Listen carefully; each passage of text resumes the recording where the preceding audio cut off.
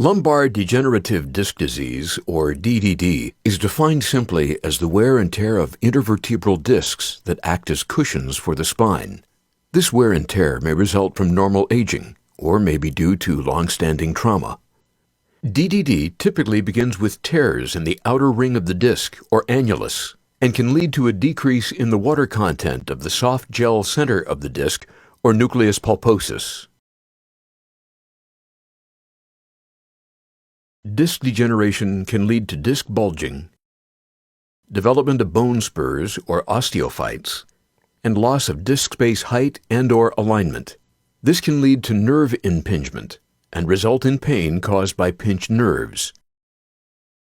With advanced DDD, the loss of disc height can lead to segmental instability, resulting in degenerative spondylolisthesis, or asymmetric disc height loss, resulting in degenerative scoliosis.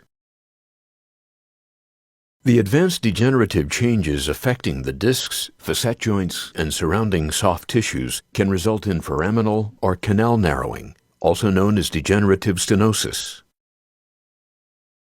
Symptoms of DDD may include pain at the site of the injury, pain, numbness, or tingling in the legs, strong pain that tends to come and go, pain that worsens when bending, twisting, and/or sitting. Pain is relieved when lying down. If you feel that you are experiencing any of these symptoms, you should see a physician for an accurate diagnosis.